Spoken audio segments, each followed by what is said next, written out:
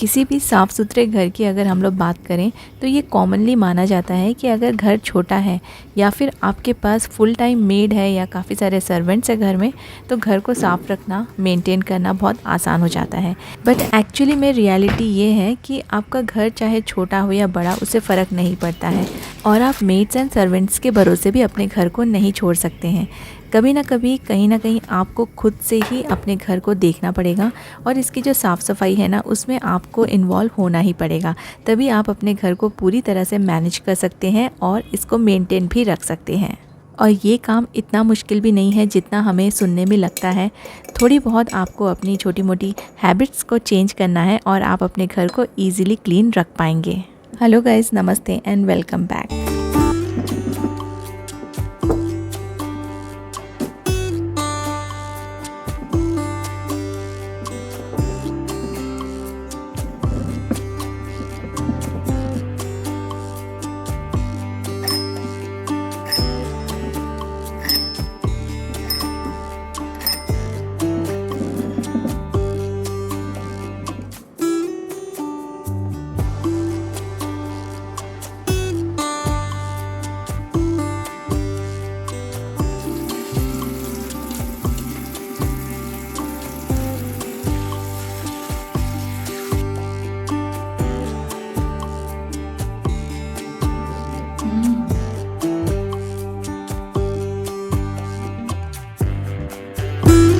अपने काम को आसान करने के लिए हम लोग कई सारी चीज़ें, कई सारे अप्लायंसेस अपने किचन में यूज़ करते हैं, घरों में यूज़ करते हैं, लेकिन इनको ना हम लोग को मेंटेन करना भी ज़रूरी है। बहुत सारी क्वेरीज़ मेरे पास आई थी कि फ्रिज को किस तरह से हम रखें या उसको कैसे सेट करें या अरेंज करें कि वो बार बार गंदा ना हो।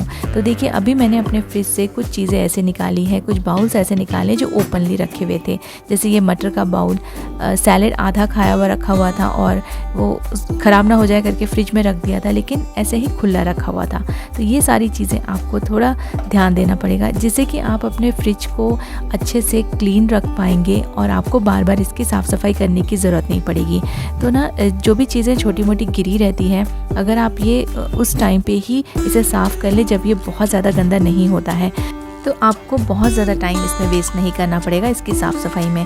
अदरवाइज़ सारे के सारे रैक्स निकाल के क्लीन करने में बहुत टाइम लग जाता है।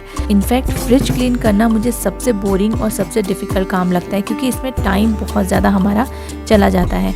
और क्योंकि जैसे बर्तन वगैरह हम धोते हैं तो ये तो बहुत ही कम समय में हम लोग क्लीनिंग कर सकते हैं, किचन के कैबिनेट्स क्लीन कर सकते हैं, लेकिन ये वाला जो क्लीनिंग है ना, इसमें आपका बहुत टाइम लगता है। इसलिए ये जब कम गंदा होता है तब अगर आप इसे साफ़ कर लें, आप अपना टाइम भी बचा पाएंगे और इस बोरिंग काम को भी जल्दी जल्दी से निपटा पाएंगे। आपने हमेशा सुना होगा कि कोई भी खाने की चीज़ को कवर करके रखना चाहिए, सो डैट उसमें कोई भी चीज़ गिर ना सके और वो चीज़ ना ख़राब ना हो सके। तो फ्रिज में भी कई बार ऊपर की जो चीज़ें रखी रहती है, उससे नीचे की जो बर्तन रहते हैं उसमें चीज़ें गिर सकती हैं या कुछ भी कचरा जा सकता है। तो इसलिए हमेशा ना, कुछ भी आप खाने पीने की चीज़ें फ्रिज में रखते हैं, उसको या तो कवर्ड बॉक्स में रखिए या फिर अगर आप किसी चीज़ से उसे कवर कर देंगे तो बहुत अच्छा रहेगा। वो जो फूड है वो भी ख़राब नहीं होगा। जैसे मेरे पास ये वाला जो ओपन बाउल रखा था, जो सैलेड वाला बाउल था, उसके ऊपर मैंने एक प्लेट रख के उसे कवर कर दिया है। और अगर आपके पास उस साइज़ के प्लेट नहीं है तो आप ऐसे क्लिंग फिल्म भी यूज़ कर सकते हैं। इससे आपको एक और फ़ायदा होगा कि आपको दिखेगा कि आपने इसमें क्या रखा है, तो आपको ना बार बार जो कवर है वो हटा के देखने की ज़रूरत नहीं पड़ेगी। ट्रांसपेरेंट रहने से हमें फूड, कुछ भी जो भी हमने रखा हुआ है बर्तनों में, वो ईज़िली दिख जाता है और इससे ना फूड थोड़ा लंबे समय तक फ्रेश भी रहता है। तो आप इससे क्लिंग फिल्म यूज़ कर सकते हैं अपने बाउल्स को कवर करने के लिए, अगर उसके साइज़ का कोई लिड आपके पास ना हो। और जैसे मैंने बटर को ओपनली रख दिया था, मेरा जो बटर वाला बॉक्स है वो ख़राब हो गया है, तो ये मैंने ऐसे ही रख दिया था कि 1-2 दिन में रख दूँगी और मैं भूल गई थी। तो बटर या फिर चीज़ हम ऐसे ओपनली रख देते हैं ना, तो वो ड्राई हो जाते हैं, जल्दी ख़राब हो जाते हैं। तो इसको भी आप किसी प्लास्टिक के बॉक्स में या स्टील के बॉक्स में, जिसमें भी कवर हो या लिड हो, वैसे आप रख सकते हैं। फूड भी ख़राब नहीं होगा और आपका जो फ्रिज है वो भी अच्छा दिखेगा और आपको चीज़ें रखने में भी इजी रहेगी। आप ज़्यादा से ज़्यादा सामान रख पाएंगे। तो इसको आप रख सकते हैं। जैसे बॉक्सेस अगर आप यूज़ कर रहे हैं तो एक के ऊपर एक आप ये बॉक्सेस आराम से इसको अरेंज करके फ्रिज में रख सकते हैं। तो यहाँ पे देखिए मैंने दही थोड़ा सा बचा हुआ था तो इसको मैं कवर करना भूल गई, और लेकिन मैं ये जो जितने भी छोटे छोटे दही के बॉक्सेस रहते हैं उसके लिए मैं ये ट्रे यूज़ कर लेती हूँ। तो ये इसमें अच्छे से ऑर्गेनाइज लगते हैं, और आपको अगर पुल आउट करके निकालना रहे तो वो भी ईजी रहता है। यहाँ पर मैंने थोड़े से अनियंस बच गए थे, उसको मैंने सिल्वर फॉइल से इस बाउल को कवर कर दिया है, और उसके ऊपर मैंने ये स्टील का एक लिड लगा दिया था। तो कुछ भी जो स्मेल है ना मेरे फ्रिज में बिल्कुल भी स्प्रेड नहीं हुई है, क्योंकि अनियन की वजह से काफ़ी ज़्यादा स्मेल आ जाती है। अदरवाइज़ मैं हमेशा ये सजेस्ट करूँगी कि आप ऐसे लिड वाले कंटेनर्स यूज़ कीजिए, स्टील के या प्लास्टिक के या ग्लास के, जिसको आप अच्छे से कवर कर दें और कोई भी फूड की जो स्मेल है वो दूसरे फूड में या मिल्क में ट्रांसफ़र ना हो पाए, और आप जैसे ही फ्रिज खोलेंगे तो कोई भी स्मेल ना आए। और या फिर आप ऐसे ट्रेस ज़रूर यूज़ कीजिए जिससे कि आप ये छोटी छोटी चीज़ों को, छोटे छोटे बॉक्सेस को ऑर्गेनाइज़ करके रख सकते हैं। यहाँ पे मैंने मिल्क के पैकेट्स रखने के लिए भी एक बास्केट यूज़ किया है। अभी जो पीस ओपनली रखा हुआ था उसको मैंने एक ऐसे कांच की बॉटल में डाल दिया है, जिससे इसकी लाइफ भी थोड़ी बढ़ेगी और फ्रिज भी ऑर्गेनाइज लगेगा, और ये जो इसके मटर के दाने हैं ना वो भी यहाँ वहाँ नहीं गिरेंगे। तो बस इन छोटी छोटी बातों का अगर आप ध्यान रखेंगे तो आपका जो फ्रिज है वो गंदा बिल्कुल नहीं होगा। चीज़ें जो फ्रिज के अंदर है ना, जो ट्रेस रहते हैं, जो रैक्स रहते हैं, उसमें नहीं गिरेगी, और आपको बहुत ज़्यादा इसकी सफाई करने की ज़रूरत नहीं पड़ेगी। जब भी आप अपने फ्रिज में कोई भी कंटेनर रखते हैं, उसमें अगर आपने कोई भी लेफ़्ट ओवर फूड रखा है तो उस लेफ़्ट ओवर फूड के कंटेनर को फ्रिज में रखने के पहले आप उसे अच्छी तरह से पोंछ लीजिए, उसको वाइप कर लीजिए।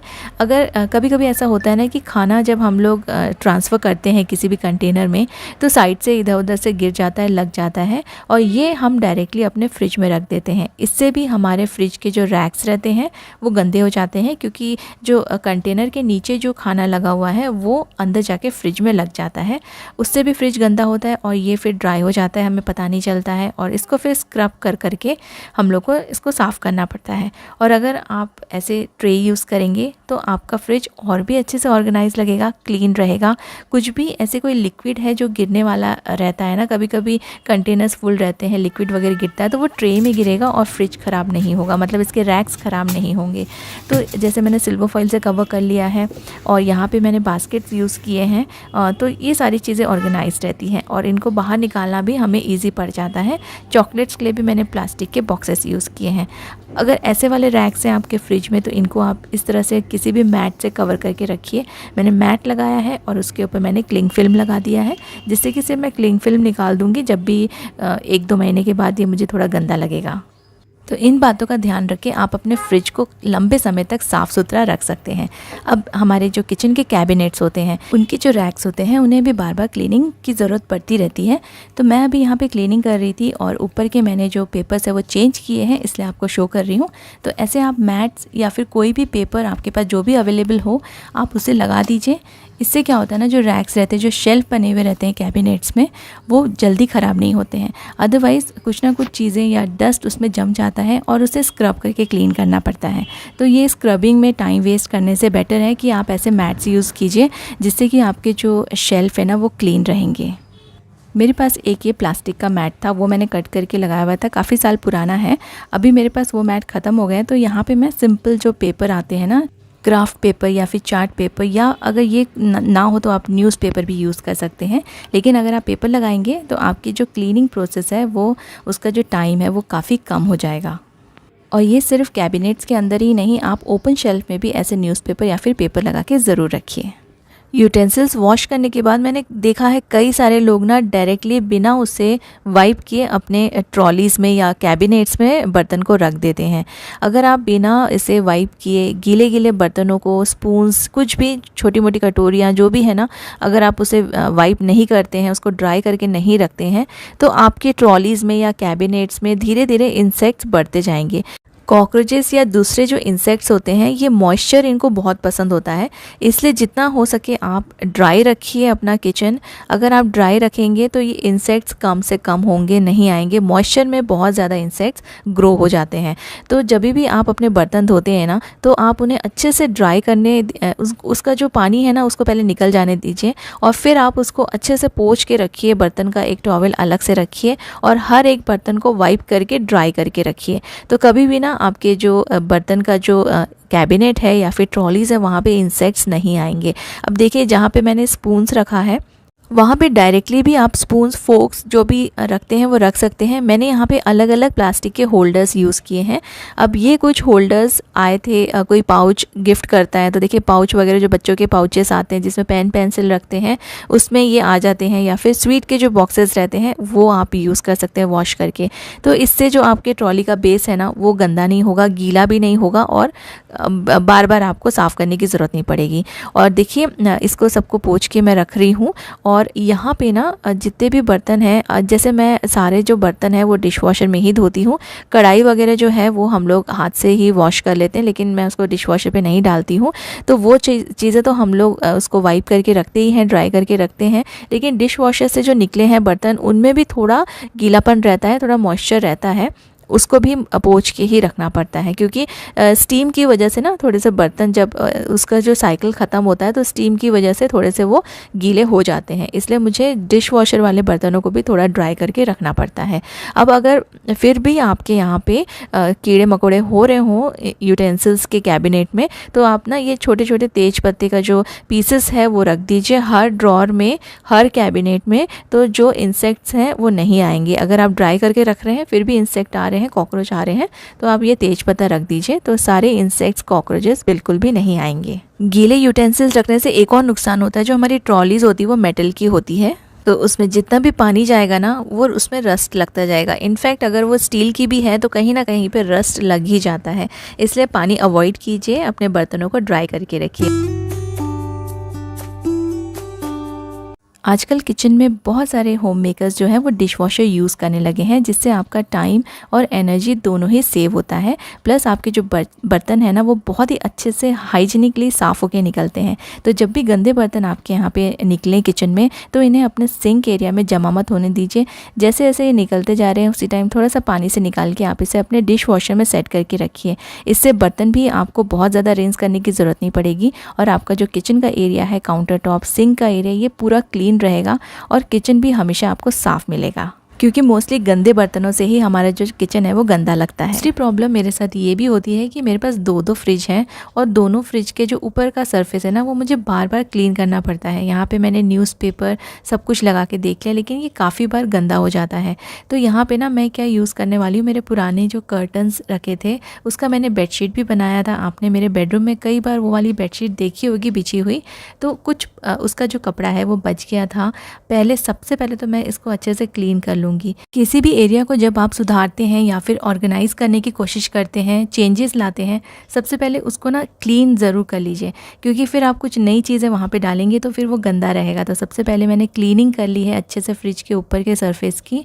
और देखिए ये वाला जो कर्टन था मेरे पास, इसके 2 छोटे छोटे पीसेस बचे थे, इनको मैंने साइड से स्टिच कर लिया है ताकि इसके जो धागे हैं वो बाहर निकले ना और वो गंदा दिखता है। बहुत सारे लोगों को स्टिचिंग के लिए प्रॉब्लम होती है, क्योंकि कई सारे लोगों के यहाँ पे स्विंग मशीन नहीं होती है, तो आपको स्टिचिंग अवॉइड करनी है तो आप इसको ना हॉट ग्लू से भी चिपका सकते हैं। हॉट ग्लू से जो कॉर्नर्स हैं वो चिपकाएंगे, वो धोने के बाद भी नहीं निकलते हैं, काफ़ी अच्छा रहता है। लेकिन अगर आप उसको निकालना चाहें या कहीं और यूज़ करना चाहें तो भी आप उसे खींच के निकाल देंगे तो कपड़ा जो है वो ख़राब नहीं होगा। तो यहाँ पे मैंने अपने फ्रिज को पुराने कर्टन के जो बचे हुए पीसेस थे उससे कवर कर लिया है और इसका प्रिंट बहुत अच्छा है, तो यहाँ पे ये अच्छा भी लगेगा और ऐसे हम अपने पुराने कपड़ों को यूटिलाइज़ कर सकते हैं। और कॉटन के कपड़े से ऊपर का सरफेस कवर्ड रहेगा तो इसको बार बार साफ़ करने की ज़रूरत नहीं पड़ेगी। 10-15 दिन के गैप में भी हम इसको क्लीन कर सकते हैं। जैसे हमारे फ्रिज का ऊपर का सरफेस होता है ना वो गंदा होता रहता है, सेम हमारा जो फ़िल्टर होता है उसको भी कवर करके रखना बहुत ज़रूरी है, अदरवाइज़ डस्ट वस्ट जो भी है वो ऊपर के गैप से अंदर जा सकता है। वैसे ऊपर से काफ़ी अच्छे से कवर रहता है, बट फिर भी ना कुछ चीज़ें हो सकती है कि इसके अंदर चली जाएँ, इसलिए मैं इसको सबसे पहले सिल्वर फॉइल से कवर कर लेती हूँ। और सिल्वर फॉइल से कवर करने के बाद इसमें कोई भी कपड़ा लगा सकते हैं, इससे कोई भी डस्ट या कीड़े मकोड़े कुछ भी इसके अंदर नहीं जाएगा। अब यहाँ भी इसको कवर करने के लिए मैं अपने पुराने कुर्ते का एक पीस यूज़ कर रही हूँ और उसको मैंने इसके साइज़ का कट करके यहाँ पे कवर कर लिया है। कई सारी चीज़ों को कवर कर देने से वो अच्छे भी दिखते हैं और गंदे होने से भी बच जाते हैं।